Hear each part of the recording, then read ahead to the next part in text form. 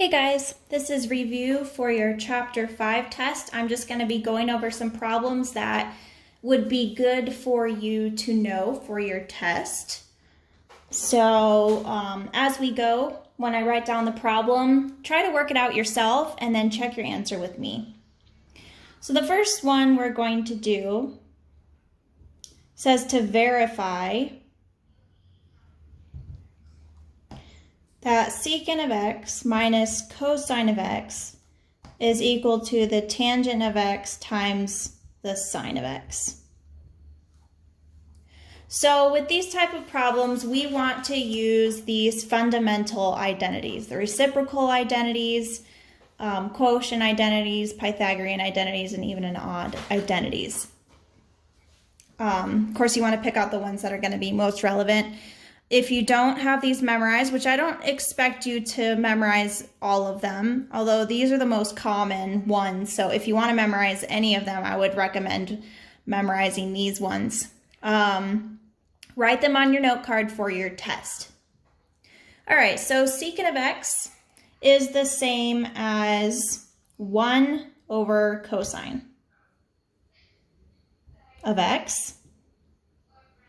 And we're just going to keep cosine the way it is because the easiest thing we can do is just to write everything in terms of sine and cosine. All right, well, I want to get a common denominator, so I'm going to multiply each side by cosine, or I'm going to multiply this by cosine over cosine. So that's going to give me 1 minus cosine squared of x over cosine of x. I just kind of skipped a step there. All right, so what is 1 minus cosine squared of x? We want to end up with tangent in the end. So if you remember from our Pythagorean identities, sine squared plus cosine squared is 1. And if you rearrange that, you can say that sine squared is 1 minus cosine squared. So we have sine squared of x on top and cosine of x on the bottom. Well, if we separate these out, we would have sine of x times sine of x over cosine of x, or sine of x times tangent of x, which is what we wanted. So that verifies. Okay, let's look at another verification problem.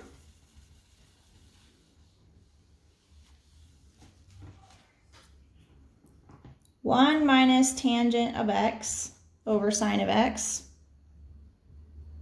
is equal to the cosecant of x minus the secant of x. Okay, we want to end up with cosecant, which is 1 over sine. I can split this up.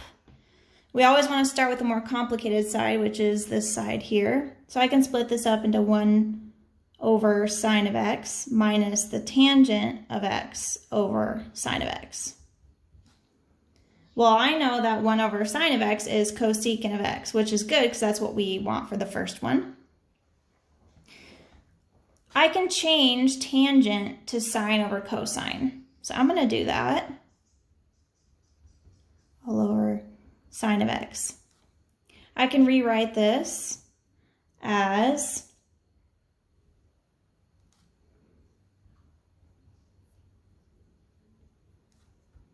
times 1 over sine of x, like that. Then the signs cancel out, so you get cosecant of x minus 1 over cosine of x, which is the same as secant of x. So that verifies. We're going to be looking at about 5 verification problems, and that is the same for your test. There's going to be about 5 of them. Let's do another one. 1 minus sine squared of x over 1 plus cosine of x equals cosine of x. So we're going to start with the left side. Easiest thing to do is, everything's already in terms of sine and cosine, but what we want to end up with is just 1 cosine. So we want to get rid of the sines. Well, how can we get rid of the sines? I can change the sine squared of x to 1 minus cosine squared of x, based off of our Pythagorean identity that says sine squared of x plus cosine squared of x is 1. So I can rewrite this as 1 minus cosine squared of x all over 1 plus cosine of x. All right, I can factor this out, so it's 1 minus cosine of x, 1 plus cosine of x, over 1 plus cosine of x. Well, now these two can cancel out. So what I'm left with is 1 minus 1 plus, right, because there's a negative times a negative, cosine of x. And 1 minus 1 is 0, so I'm left with cosine of x, which is what we wanted.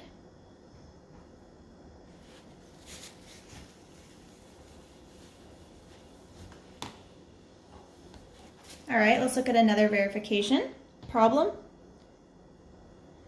Tangent of x plus 3 pi over 4. This one looks a little different. Equals tangent of x minus 1 over 1 plus tangent of x. Okay, so what's different about this one? Well, what's different is that we're adding two angles, so we can use a sum and difference formula. The sum and difference formula for tangent says this, that when you're adding two angles, you get tangent of one angle plus the tangent of the other angle divided by 1 minus the tangent of those angles multiplied together. So we're going to use that. Tangent of the first angle, which is x, plus the tangent of 3 pi over 4 over 1 minus tangent of x times tangent of 3 pi over 4. Okay, what is the tangent of 3 pi over 4? 3 pi over 4 is in quadrant 2. It is a 45-degree angle. So we know it's going to be 1, negative 1, root 2. And the tangent is going to be opposite over adjacent, or 1 divided by negative 1, which is negative 1. So tangent of x plus negative 1 over 1 minus tangent of x times negative 1. So on the top we have tangent of x minus 1, and then all over 1 plus tangent of x, which is what we wanted in the beginning. So that works. All right, one more verification problem.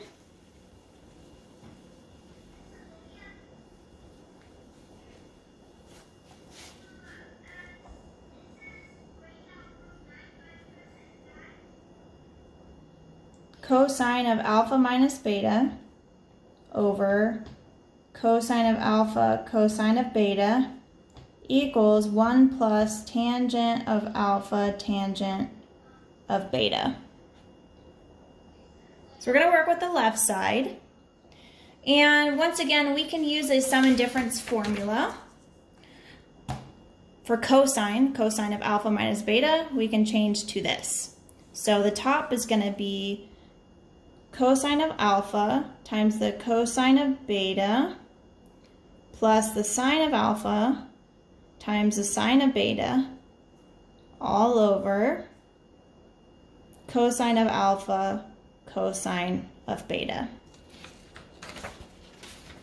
All right, well, I can split these up into two different fractions. So I have cosine of alpha cosine of beta over cosine of alpha cosine of beta plus sine of alpha sine of beta over cosine of alpha cosine of beta.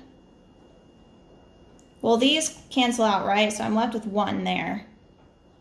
And sine over cosine, or sine of alpha over cosine of alpha, is tangent of alpha, and sine of beta over cosine of beta is tangent of beta, which is what we wanted in the beginning. All right, so those were our verification problems. Let's move on to a different type of problem.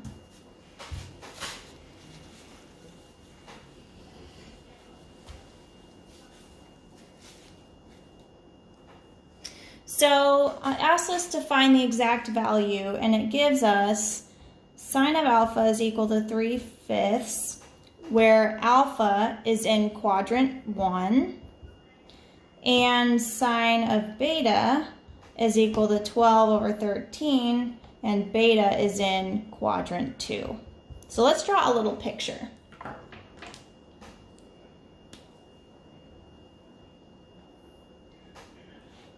All right, so we have an angle in quadrant 1.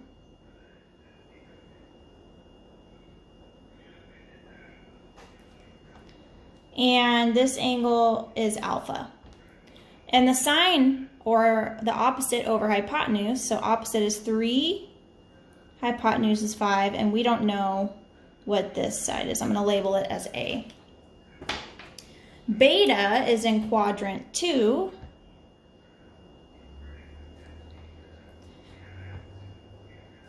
And the sine, which is opposite over hypotenuse, opposite of this angle is 12, hypotenuse is 13, and we don't know what that part is. Well, some of the problems, I'm going to write them down. First problem says, find the sine of alpha plus beta. The second one says, find the tangent of alpha plus beta. And the third says, find the cosine of beta over 2. So in order to find these problems, we need to solve for these other sides, what they are. And in order to do that, we use the Pythagorean theorem. So that says a squared plus b squared equals c squared. So a squared plus 3 squared equals 5 squared. A squared equals, that's 25 and that's 9, so 25 minus 9, which is 16, so A is going to be 4. So that means this side here is 4. All right, we'll do the same over here.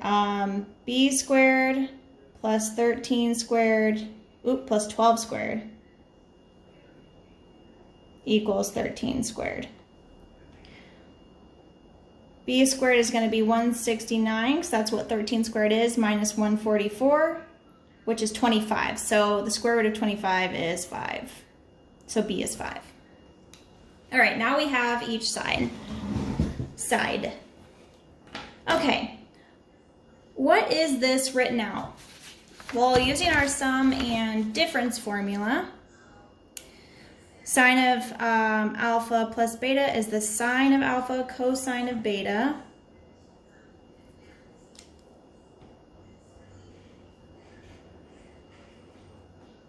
Plus cosine of alpha sine of beta. All right, what is the sine of alpha? Well, the sine of alpha is given to us in the original problem. It's 3/5.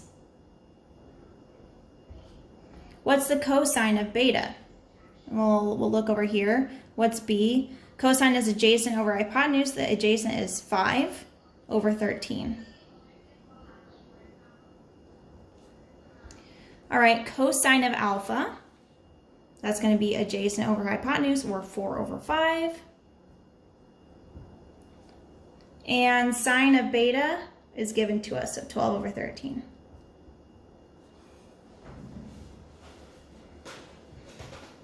All right, well, this gives me 15/65.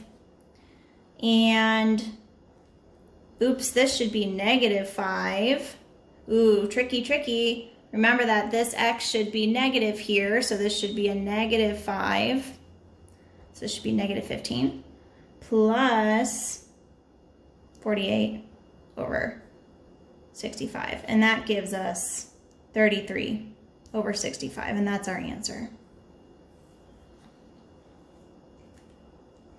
Okay, tangent of alpha plus beta. Well, we can write this out using our sum and difference formula that says this. So tangent of alpha plus tangent of beta over 1 minus the tangent of alpha times the tangent of beta. All right, what is the tangent of alpha? Tangent is opposite over adjacent, so 3 over 4, plus the tangent of beta, which is 12 over 5, over 1 minus tangent alpha is 3/4 times 12/5.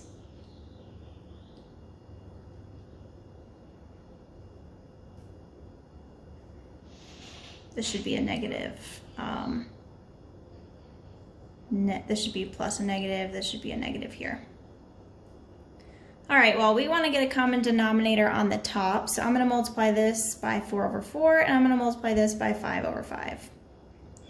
So now what I end up getting is 15 over 20 minus 48 over 20 over 1 minus, oops, yeah, they're being multiplied together, so we're good. 1 minus plus 36 over 20. I can multiply this by 20 over 20. So on the top, I end up getting negative 33 over 20, and that's divided by 56 over 20. And the other way I can write that is negative 33 over 20 times 20 over 56, so the 20s cancel out, so you get negative 33 over 56. And that is your answer for that one. And I am running out of room, so bear with me. I'm gonna move this cosine up a little bit.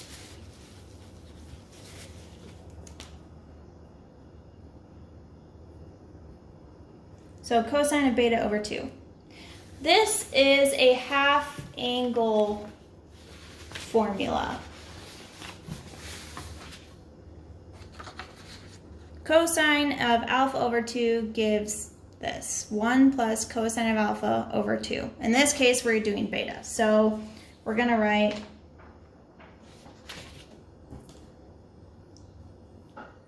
the square root of 1 plus cosine of beta over 2. All right, what is the cosine of beta? Cosine of beta is going to be negative 5 over 13. 1 minus 5 over 13 over 2. Okay, so this would be the same as 13 over 13 minus 5 over 13, which is going to be 8 over 13. So it's going to be 8 over 13 divided by 2, or times 1/2. That's the same. So we end up getting the square root of 8 over 26. Reducing that, you get the square root of 4 over 13. Well, we can take the square root of 4, but we can't take the square root of 13. So we end up getting 2 root 13. But we can't leave it like that. We have to rationalize the denominator. So we end up getting, I'm going to write it up here, 2 root 13 over 13. Sorry, that was very messy. All right.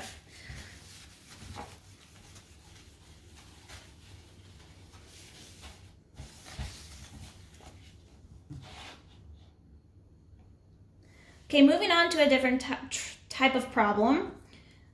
So express each sum or difference as a product and each product as a sum or difference.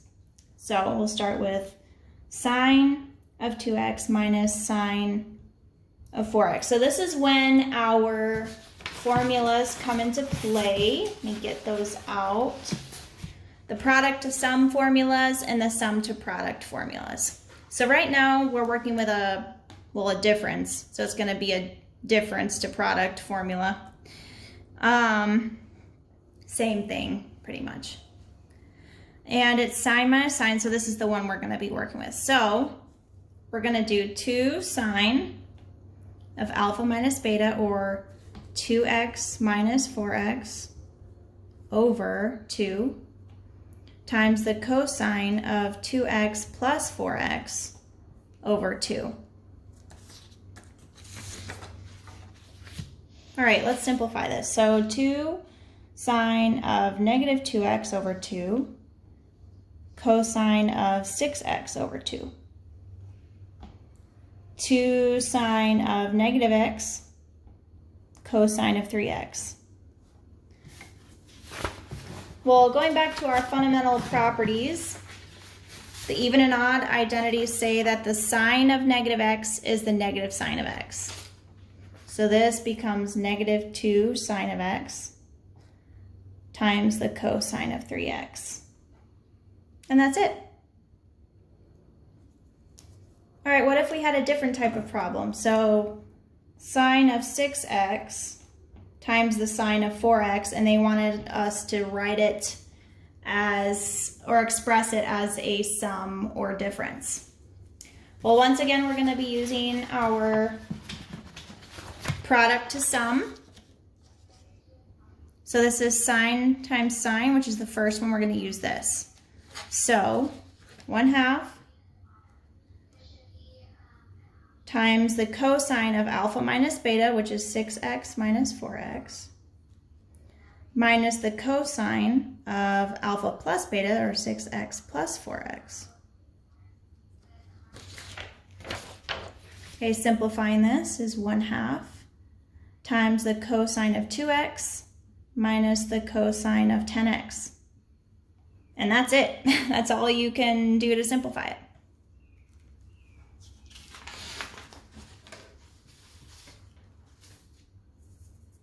All right, moving on.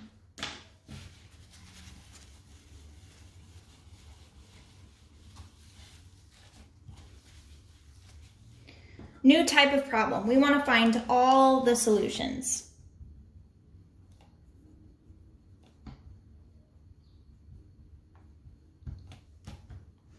And we're given sine of x is equal to root 2 over 2.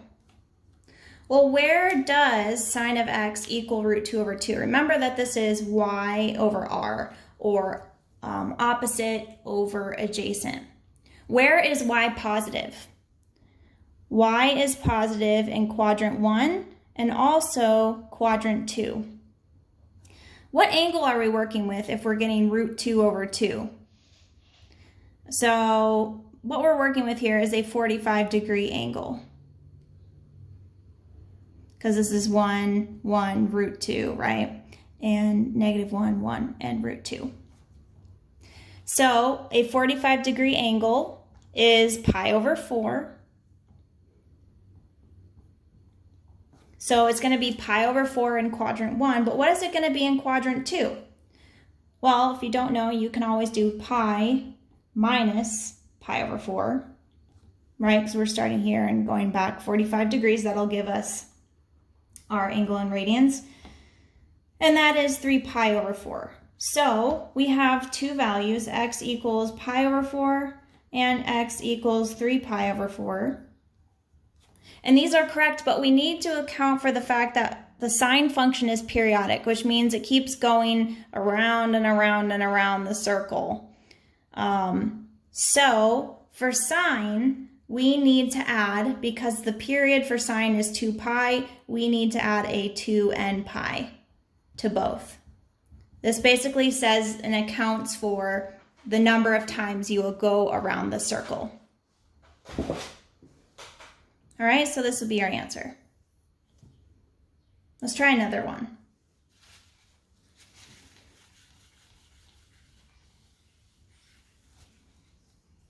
So let's say we were given root 3 tangent of x minus 1 equals 0.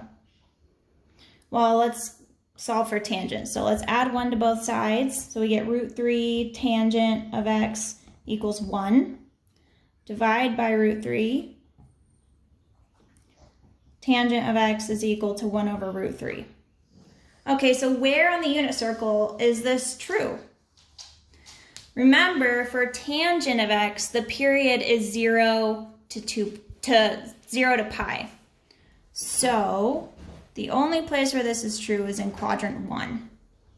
Remember, this is opposite over adjacent.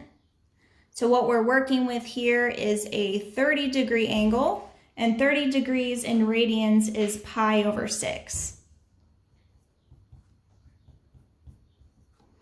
So pi over 6, and once again, we need to account for the fact that tangent is also periodic, but we're not going to be adding 2 pi n this time. We're going to be adding n pi because the period for tangent is just pi.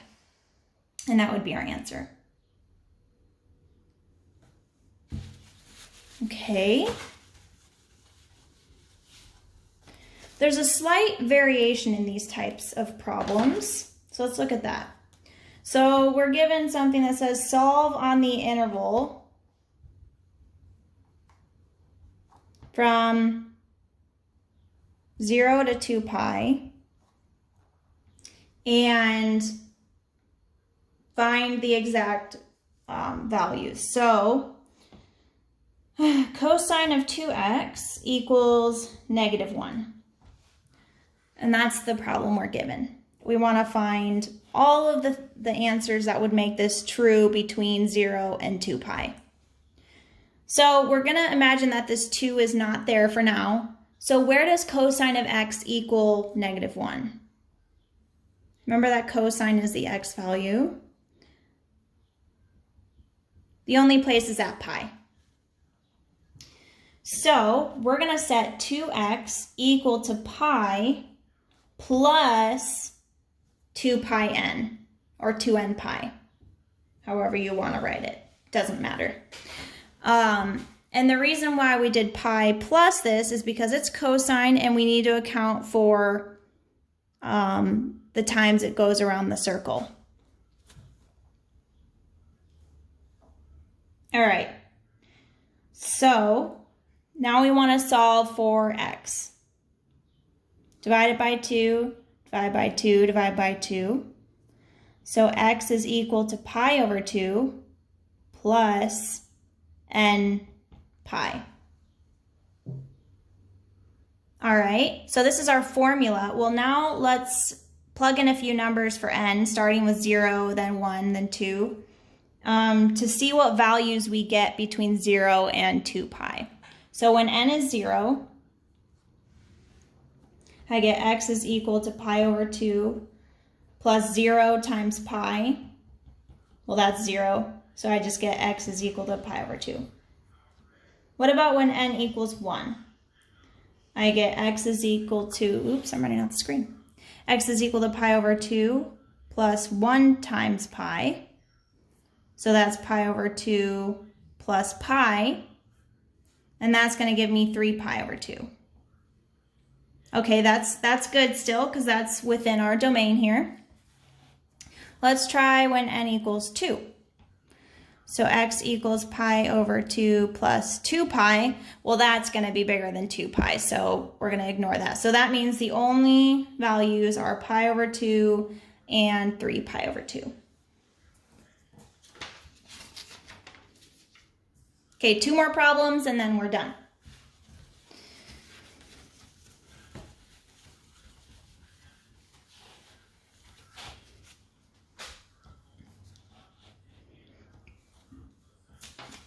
Same type of problem. We want to solve on the interval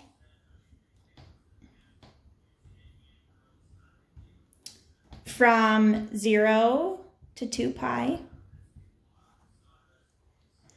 And we're given 2 cosine squared of x minus sine of x equals 1. So this is a quadratic function problem or factoring problem. So what I'm going to want to do is I'm going to want to change first this cosine squared of x to sine squared of x. And I can do that by inserting 1 minus sine squared of x. That came from the fact that sine squared of x plus cosine squared of x equals 1. Minus sine of x, and I'm going to just bring the 1 over, so minus 1 equals 0. All right, let's distribute this out. So 2 minus 2 sine squared of x minus sine of x minus 1 equals 0. Simplifying this further, I get negative 2 sine squared of x minus sine of x plus 1 equals 0, plus 1 because 2 minus 1 is 1. I can multiply each side by negative 1 to basically make this easier on myself. You can basically change the signs. So 2 sine squared of x plus sine of x minus 1 equals 0. At this point, I can factor.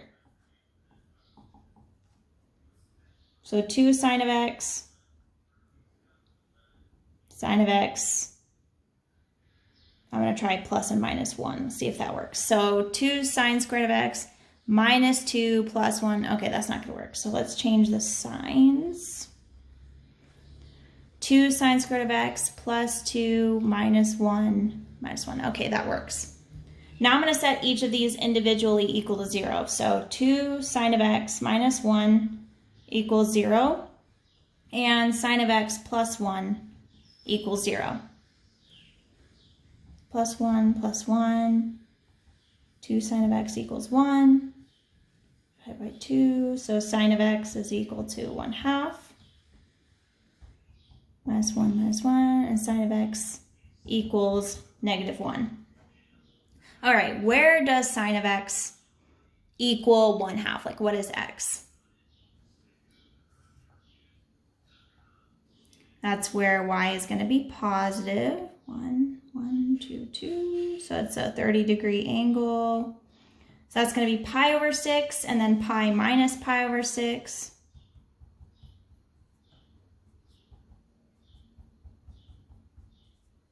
Or 5 pi over 6. Where does sine of x equal negative 1? That's when y is negative 1. That's going to be here at 0, negative 1, or 3 pi over 2. All right, so our answers are pi over 6, 5 pi over 6, and 3 pi over 2.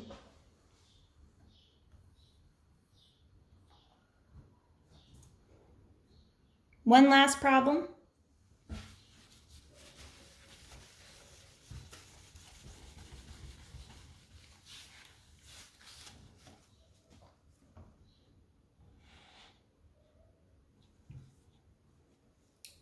Okay, we're given sine of x is equal to negative 0.6031. Once again, this is a problem that says solve on the interval.